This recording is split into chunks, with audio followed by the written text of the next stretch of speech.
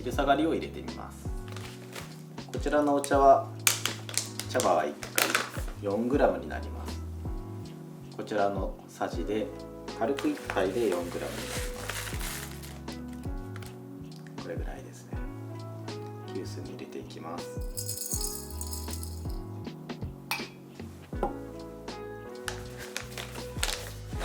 次にお湯になります。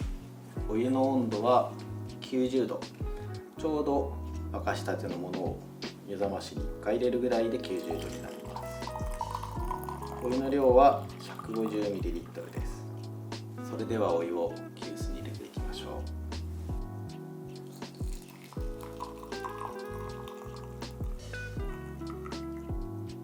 う。抽出の時間は50秒になります。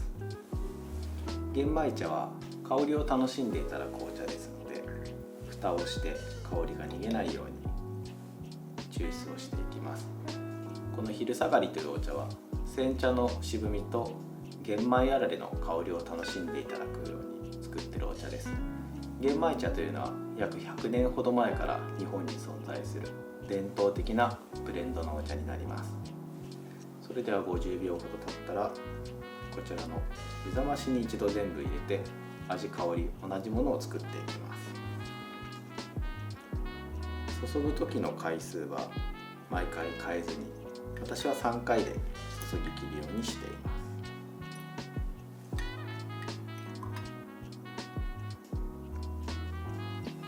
す。急須から注ぐ際に最後の一滴まできっちり注ぎ切るようにしてください。こ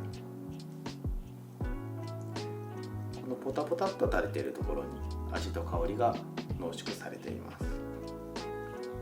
す。注ぎ切った後は急須の蓋を取って茶葉が蒸れないように熱をすかさず逃がしてください。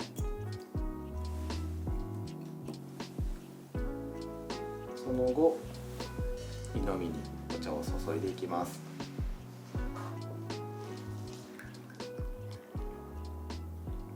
玄米茶昼下がりが入りました。